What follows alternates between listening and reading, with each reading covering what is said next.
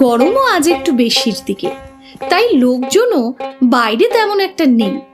পুরী শহরের এইসব সরু সরু অলিগলিগুলোর মুখোমুখি এর আগে হয়নি। যা হোক, আজ আবারও একবার পথে নামলাম অচেনা পুরীর সন্ধানে। এখানে বকুলপীঠ কোথায় জানেন? বকুলপীঠ, ও আচ্ছা, সিদ্ধ বকুল। এতক্ষণে পাওয়া গেল সিদ্ধ বকুলপীঠ। রাইটস অ্যান্ড বাইটস উইথ অনামিকায় আমি অনামিকা খোঁজ করছি অচেনা পুরীর। আর সেই অচেনা পুরীর খোঁজে আমরা পেলাম সিদ্ধ পীঠের দেখা, বকুল সিদ্ধপীঠ। শোনা যায় এই বকুল সিদ্ধপীঠে নাকি স্বয়ং চৈতন্য মহাপ্রভু বকুল গাছ বুনেছিলেন। কেনই বা হঠাৎ বুনলেন বকুল গাছ? এর ইতিহাস কি? চলুন আজ আমরা সেই ইতিহাসের খোঁজে যাই সিদ্ধ বকুল পীঠে। সিদ্ধ বকুল নামের এই সিদ্ধ পীঠ গড়ে উঠেছে এক বকুল গাছকে ঘিরে। তাকে ঘিরেই এক শান্ত আশ্রমিক পরিবেশ।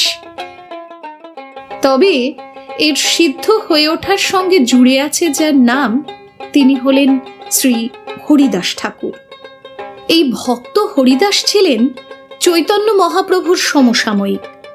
জন্মসূত্রে মুসলিম হলেও অতি অল্প বয়স থেকেই তিনি কৃষ্ণ ভক্তিপরায়ণ হয়ে ওঠেন। অন্যদিকে বাংলায় তখন ছিল মুসলিম শাসন এবং হিন্দুদের কাছে সে সময় দাঁড়িয়ে ধর্মাচরণ করাটাই ছিল এক কঠিন সংগ্রামের বিষয়।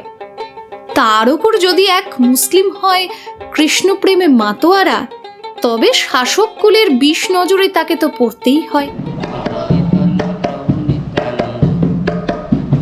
তুমি এই হিন্দুদের নাম করো কেন?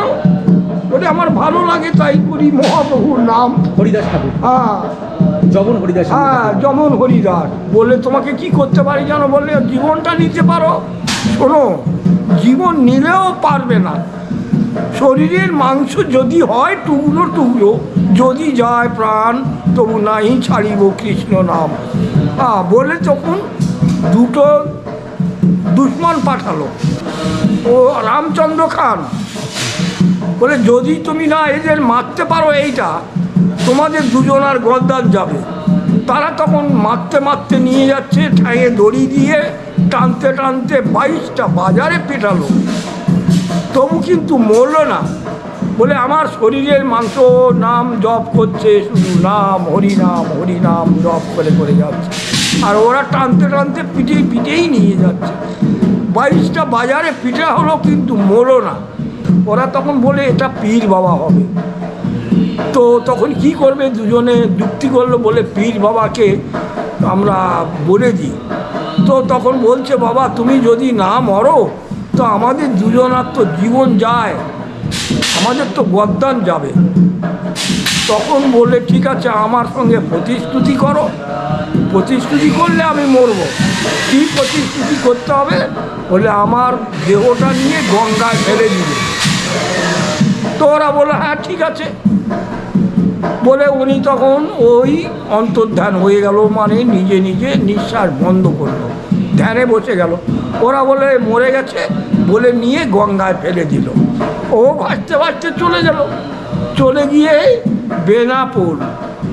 বেনাপোল সেই মন্দিরে, সেখানে জঙ্গলে গিয়ে উনি তপস্যা আরম্ভ করলেন। সেই বেনাপোলে সেইখানটা আবার মুসলমান রাজা বলে কি হলো, অনেক দিন হয়ে গেছে না, ওখানে একটা সাধু থাকে জানতে পারলো বনের মাঝায়। বলে এখানে আবার সাধু খবর পেল যে একটা সাধু থাকে জঙ্গলে। দু একজন যেতে লাগলো, দু একজন হতে হতে তখন বেশি লোক জমে গেল, বেশি লোক যেতে লাগলো। তখন ওখানে একটা সাপ থাকে, সেই তখন সে ওখানে গিয়ে মানুষ 5 মিনিট থাকতে পারে না, এত তার তেজ, নিঃশ্বাসের তেজ এত, সেখানে দাঁড়াতে পারছে না। তখন সাপের কাছে গিয়ে বললো যে এরকম বাবা তুমি এখানে থাকো, আমার ভক্তরা এসে ফিরে যাচ্ছে, থাকতে পারে না, তুমি যদি আজকে না যাও আমি কালকে চলে যাব। তখন ওদের সামনে থেকেই সাপটা আস্তে আস্তে চলে গেল। তখন ওরা জানাজানি হয়ে গেল। তখন ও রাজার আরও খেপে গেল, বলে কি সাধুর এত তেজ, সাধু দেখতে যাচ্ছে এত লোক।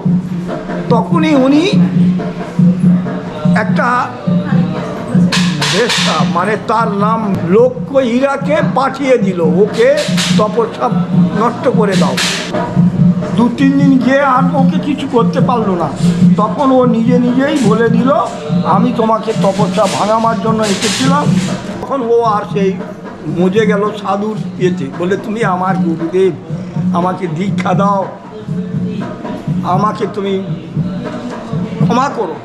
তখনই বলে তোমার যে অর্থ সঞ্চয় করেছো সব বিলিয়ে দাও, আর মাথার মুন্ডন করে এসো, আমি তোমায় দীক্ষা দেবো। দিয়ে ওখানে লক্ষ্য হীরার আশ্রম ছেড়ে দিয়ে পালিয়ে এলো মহাপ্রভুর সঙ্গে।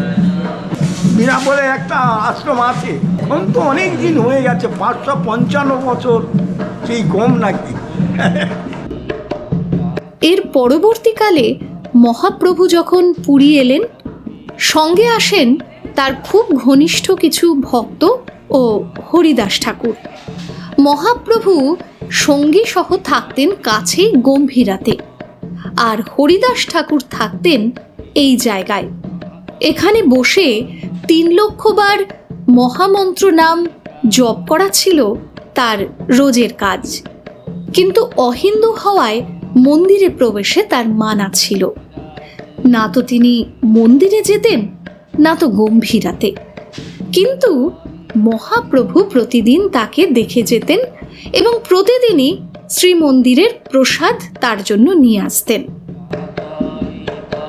এদিকে হয়েছে কি, পাণ্ডারা মহাপ্রভুকে ঠাকুরের দাঁত মাজার যে বকুল কাঠি দিতেন, তাই দিয়ে তিনি নিজেও দাঁত মাজতেন। একদিন এমনই বকুল কাঠি দিয়ে দাঁত মাজতে মাজতে তিনি যখন এখানে আসেন, দেখেন ভক্ত হরিদাস প্রখর রোদে বসে হরিনাম জপ করছেন। তাই দেখে তিনি বকুল কাঠিটি পুঁতে দিলেন ভক্ত হরিদাসের ঠিক পেছনে। तो वहाँ से हरिदास ठाकुर के लिए प्रसाद लेके आते थे। तो हरिदास ठाकुर यहाँ धूप में बैठ के जप करते थे 3 लाख माला रोज, और उनको छाँव लगना चाहिए, इसलिए जो जगन्नाथ जी का दातुन होता है, जो बकुल का फांदी टहनी, उसको लेके यहाँ पे लगाया तो उसका पेड़ बन गया, उसका छाँव बन के वो छाँव के नीचे जप करते थे। कितना दिन हुआ उसका, मतलब लगाने के बाद? तुरंत, उनको समय नहीं लगता। महाप्रभु का तो आप आम गाछा सुना होगा, आम कुछ कथा है और मायापुर में भी, वो भक्तों को बोला हमको भूख लगा है, एक आम का पेड़ ये लगाया, बी लगाया तो उसका पेड़ आया, तुरंत उन्होंने तुरंत फट खाया। ये स्टोरी है, बहुत इंटरेस्टिंग स्टोरी। आप मायापुर में कभी जाएंगे तो बहुत सुनने को मिलेगा आपको। তারপরে এখানে কিছুদিন বাদে এখানেকার রাজার যে রথ তৈরি করে না, ওর কাঠ কম পড়ে গেল, তখন এসে এই গাছটাকে কাটবার জন্য এলো, গাছটাকে কাটতে এলো।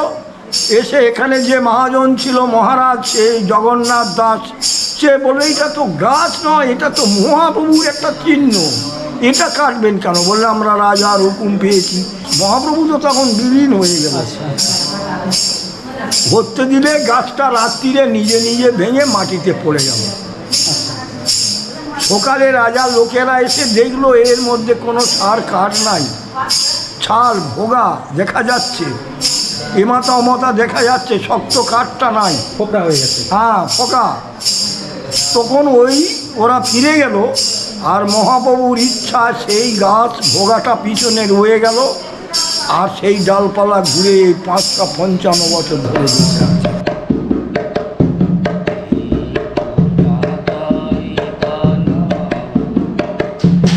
যেহেতু হরিদাস ঠাকুর এখানে সিদ্ধি লাভ করেছিলেন, তাই এই জায়গার নাম সিদ্ধ বকুল। মানুষ এখানে আসেন ও মানত করে যান, মনোবাঞ্ছা পূর্ণ হলে আবারও আসেন খোলার জন্য। ওইটা বকুল গাছের মালা, বকুল গাছের মালা? গাছের মালা।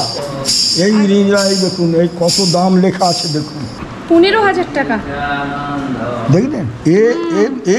এ আমাদের বাঙালিরা নিচ্ছে না, বকুল কাঠ দিয়ে তৈরি, বকুল কাঠ দিয়ে, ওই যে গাছের প্রাপ্তি কাঠ, ওই গাছেরই কাঠ। হ্যাঁ, ওই গাছের প্রাপ্তি কাঠ, ওরা মহাপ্রভু ছোঁয়া বলে এটা নিয়ে যাচ্ছে। ওই সব মালা দেখছেন না, ওই যে মালাটা বড়টা, ওই মালাটা ও 2000-3000 টাকা দিয়ে নিয়ে যাচ্ছে। এই দেখুন এইসব কাঠ 200-300 টাকা দিয়ে কিনে নিয়ে যাচ্ছে ঘরে পূজা করবে বলে।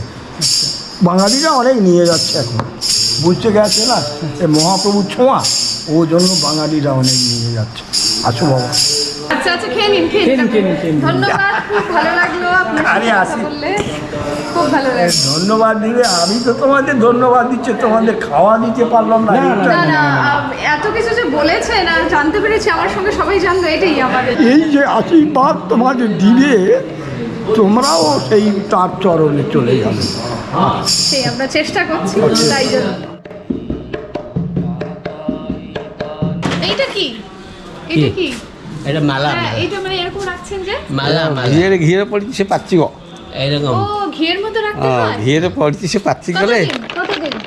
5 ঘন্টা? হ্যাঁ। না না 4-5 দিন ও, 4-5 দিন ঘিয়ের চার- মধ্যে চলে যায়? এক মহিনা টাইপ পকেই দেবে ଆଉ ଫାଟିବନି ଜମା ଏଇଟା ହେଇ 4-5-6 ଦିନ ଖଣ୍ଡେ ଘିରେ ପକେଇ ଦେଇଥିଲି କିନ୍ତୁ ଫାଟିବନି। ଆମର ଯେଉଁ ଗଣା ମାଳା ଗୁଡ଼ା ଫାଟି ଯାଉଛି କିନ୍ତୁ ତାକୁ ଘିରେ ପକେଇଦେଲେ 7-8 ଦିନ 7-8 দিন রাখলেও হয়? ହଁ। আচ্ছা। এক মাসে পকেই দেলে ଫାଟିବନି। ରେଡି ଯେ ଫାଟି ଯାଇଛି କେତେଟା ସେ ଆଗରୁ ଫାଟିଥାନ୍ତା ଆଉ ୟାର ପକେଇଲା ପରେ ଆଉ ଫାଟିବନି, ସେ ଆଗରୁ ଯାହା ଫାଟିଥିଲା ଫାଟିଥିଲା। এখানের পরিবেশ এত মায়াময়, এত শান্তশিষ্ট যে আরও অনেকক্ষণ মন চাইছে বসে থাকতে। তবে সময় বলছে এবার পর্ব শেষ করতে হবে।